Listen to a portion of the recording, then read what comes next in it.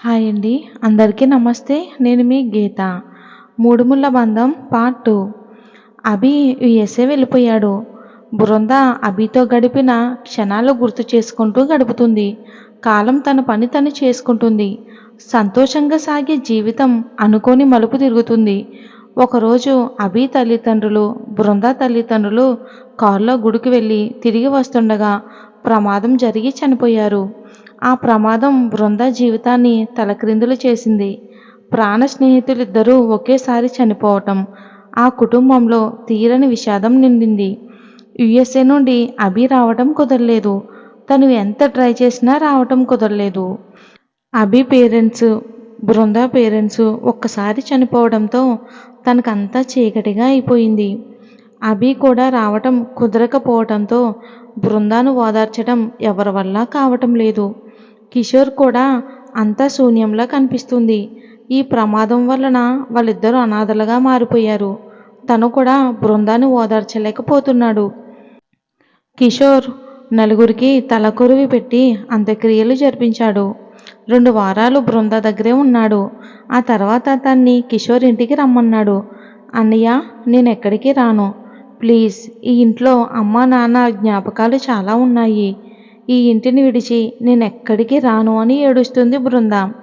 కిషోర్ బృంద నుదుటి మీద ముద్దు పెట్టుకుని, లేదు నాన్న, నువ్విక్కడే ఉంటే ఇంకా బాధపడతావు. అక్కడ ఒంటరిగా ఎలా ఉంటావు చెప్పు. ఇక్కడ నేను, వదిన అందరం ఉంటాం కదా.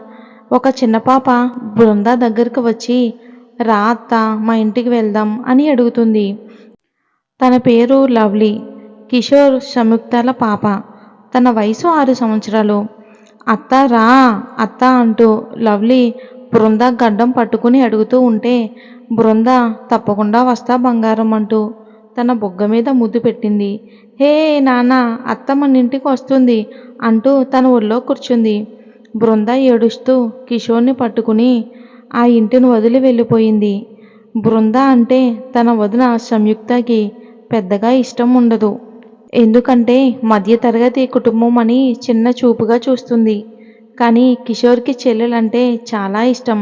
అందుకే సంయుక్త కూడా తన ఇంటికి తీసుకువచ్చినా ఏమనలేకపోయింది. లవ్లీతో ఆడుకుంటూ తన బాధ మొత్తం మర్చిపోతుంది. తను కూడా లవ్లీకి చాలా దగ్గరయ్యింది. తన పేరెంట్స్ కంటే బృందాతోనే ఎక్కువ ఉంటుంది. కిషోర్కి బృందాన్ని అలా చూస్తుంటే చాలా హ్యాపీగా ఉంది. తను ముందులా ఉంటే కిషోర్కి సడన్గా బిజినెస్ పని మీద విదేశాలకి వెళ్లాల్సి వస్తుంది. కానీ పాపని తీసుకెళ్ళలేరు. బృందాన్ని కూడా ఒక్కదాన్ని వదిలి వెళ్ళాలి అంటే తనకు భయంగా ఉంది. తను ఇప్పుడిప్పుడే పేరెంట్స్ పోయిన బాధ నుండి కోలుకుంటుంది. ఇప్పుడు ఎలా అని కిషోర్ ఆలోచిస్తూ ఉంటాడు. సంయుక్త కిషోర్ ఏదో ఆలోచిస్తూ ఉండడం చూసి, ఏమైంది కిషోర్, అంతలా ఆలోచిస్తున్నావు? సంయుక్తకి విషయం అంతా చెప్తాడు. సంయుక్త, ఏంటి కిషోర్, దానికి ఇంతలా ఆలోచించాలా? మన బేబీని బృందాన్ని ఇక్కడే వదిలేసి వెళ్తాం. కిషోర్, అలా ఎలా వెళ్తాం సంయుక్త? తను ఇప్పుడు బాధ నుండి బయటపడుతుంది. ఈ టైంలో తన్ని ఒంటరిగా వదిలి వెళ్ళటం చింతించకు కిషోర్. మా అన్నయ్య చెల్లెలు ఉన్నారు కదా, ఇద్దరిని ఇక్కడే ఉంచుదాం. ఏమంటారు? కానీ రానా ఇండియాలో లేడు కదా. తను ఈరోజు ఉదయం వచ్చాడు. రేపు తను మన ఇంటికి వస్తున్నాడు. అప్పుడు మనం ఒకసారి తనతో మాట్లాడదాం. ఇప్పుడే తన బాధ నుండి కోలుకుంటున్న బృంద జీవితం రానా రాకతో మలుపు తిరుగుతుంది. ఉదయం సూర్యకిరణాలు మీద పడడంతో నిద్రలేచింది. కానీ తన మనసు ఎందుకో దిగులుగా ఉంది. సంయుక్త, బృంద, నాకు కొంచెం పని ఉంది, నేను బయటికి వెళ్తున్నా. పాపను రెడీ చేసి స్కూల్కి పంపు. సరే వదినా, నేను పంపిస్తాను. సరే, నేను వెళ్తున్నా, జాగ్రత్త, బాయ్ అని వెళ్ళిపోయింది సంయుక్త. తను రెడీ అయ్యి లవ్లీని కూడా రెడీ చేసి స్కూల్కి పంపింది. తనకి బోర్గా ఉండడంతో టీవీ చూస్తూ కూర్చుంది బృంద. అప్పుడే ఎంటర్ అయ్యాడు మన హీరో రానా ప్రతాప్ వర్మ. ఒక్కసారిగా చాలా కోపంగా లోపలికి వచ్చాడు. సంయుక్త అని అరిచాడు. బృందాకి అతనెవరో తెలీదు. రానా, సంయుక్త ఎక్కడా అని మళ్ళీ అరిచాడు. బృంద భయంగా వదిన బయటికి వెళ్ళింది అని చెప్పేలోపే తనకి కాల్ చేసి 10 నిమిషాల్లో నువ్వు ఇంట్లో ఉండాలి అని ఫోన్ కట్ చేశాడు. రానా సోఫాలోకి వెళ్ళి కూర్చుని నాకు కాఫీ కావాలి అన్నాడు బృందాని చూస్తూ. బృంద చూస్తూ నిలబడిపోయింది. రానా కోపంగా చెప్పేది నీకే, వెళ్ళు అని అన్నాడు ఫోన్ చూసుకుంటూ. బృంద వంటగదిలోకి వెళ్ళి కాఫీ కలుపుతుంది. తన కంట్లో నీళ్లు బయటికి రావడానికి రెడీగా ఉన్నాయి. తన మీద ఇప్పుడుకొచ్చి ఎవరూ అంత గట్టిగా అరవలేదు. సంయుక్త 10 నిమిషాల్లో రానా ముందొచ్చి నిలబడింది. రానా తన్ని చూసి బాగుంది, 10 నిమిషాల్లో వచ్చావు. నేను ఇంటికి వస్తానని తెలుసు కూడా బయటికి వెళ్ళావా అంటూ సంయుక్తని తిడుతున్నాడు. ఈలోగా బృంద కాఫీ తీసుకుని రానా ముందుకు వచ్చి కాఫీ అని అంది.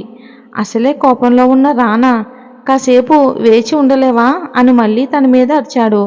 బృంద ఇంకా కంట్రోల్ చేసుకోలేక ఏడుస్తుంది. సంయుక్త అన్నయ్య ప్లీజ్ అరవకు, తను కిషోర్ సిస్టర్. మా అమ్మ చనిపోయాక తను ఇక్కడే ఉంది, తనకు నువ్వెవరో తెలీదు. బృంద అలా ఏడుస్తూ నిలబడింది. అప్పుడు చూశాడు బృంద ముఖాన్ని. చాలా అందంగా ఉంది అని అనుకున్నాడు మనసులో. సంయుక్త బృంద నువ్వు లోపలికి వెళ్ళు, ఒకే వదిన అంటూ తన చేతిలో కాఫీని చూసి రానాని చూస్తుంది. తను నాకు ఇప్పుడు కాఫీ తాగే మూడ్ లేదు అని అన్నాడు. ఇక బృంద కాఫీ కప్ తీసుకుని వెళ్ళిపోతుంది. రానా సంయుక్త నేను వెళ్తున్నాను అని కోపంగా వెళ్ళిపోయాడు. బృంద ఏడుస్తూ తన గదికి వెళ్ళింది. సంయుక్త బృంద దగ్గరికి వెళ్ళి సారీ బృంద, తను మా అన్నయ్య, తను ఎప్పుడూ ఇలానే ఉంటాడు, తనకి కోపం ఎక్కువ, తను ఏమైనా అనుంటే సారీ. బృంద కళ్ళు తుడుచుకుని అయ్యో సారీ ఎందుకు వదినా, తను మీ అన్నయ్య అని నాకు అసలేమీ తెలీదు. నేను తన్ని అలా భయంగా చూశాను, అందుకే తనకి కోపం వచ్చిందేమో అని అనింది బృంద. తను ఇంటికి వచ్చి ఎవరితోనూ చాలా కోపంగా ఫోన్లో మాట్లాడాడు. నాకు భయంగా అనిపించింది సంయుక్త, అది నేను నీకు చెప్పడం మర్చిపోయాను. నాకు అర్జెంట్ పని ఉండి బయటికి వెళ్ళాను, వచ్చినప్పుడు నేను ఇంట్లో లేను, అందుకే తన కోపం వచ్చి అలా అన్నాడు. సరే వదిన, ఇక ఆ విషయం వదిలే. సంయుక్త బృంద నీతో ఒకటి చెప్పాలి. ఏంటొదినా చెప్పండి. అది నేను మీ అన్నయ్య కొన్ని రోజులు విదేశాల్లోకి వెళ్ళాలి. నువ్వు లవ్లీ మా అన్నయ్య ఇంట్లో ఉండాలి. అక్కడ మా చెల్లెలు కూడా ఉంది. నీకు ఏ సమస్య ఉండదు. మీ అన్నయ్య నిన్ను వదిలి ఎలా వెళ్ళాలి అని ఆలోచిస్తున్నారు. ఇది బిజినెస్ మీటింగ్, తప్పకుండా వెళ్ళి తీరాలి. ఇంకో వారం రోజుల్లో వెళ్తాము. బృంద అయ్యో వదినా, దానికి ఇంతలా అడగాల, మీరు హ్యాపీగా వెళ్ళిరండి. పాప నేను ఇక్కడే ఉంటాం.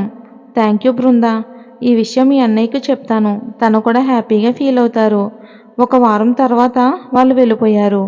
బృందాని పాపని రానా వచ్చి తీసుకెళ్లాడు. బృంద ఆ ఇంటిని చాలా ఆశ్చర్యంగా చూస్తుంది. అందంగా ఉంది ఆ ఇల్లు. ఇంటి చుట్టూ తోట చాలా నచ్చింది బృందాకి. రానా కారు దిగి పాపని ఎత్తుకుని రా బంగారం మన లోపలికి వెళ్దామంటూ వెళ్ళిపోయాడు. బృంద రా అని కూడా చెప్పకుండా వెళ్ళాడు. చూడు ఏం మనిషి ఇతను, ఛ అని అనుకుంటూ సామాన్లు తీసుకుని లోపలికి వెళ్ళింది. అంటూ ఇంటిని చూస్తుంది.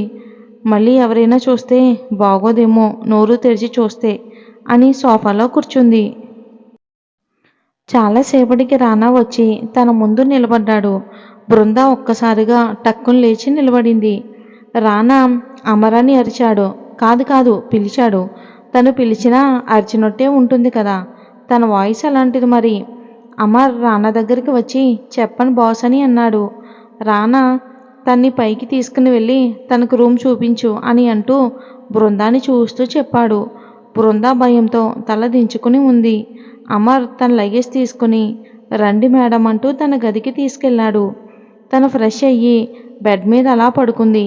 ఇంతకీ ఇతను మనిషేనా? ఎప్పుడు చూడు ఇంత నోరు వేసుకుని అరుస్తూనే ఉంటాడు. అయినా ఎందుకో తనని చూస్తుంటేనే భయంగా ఉంది.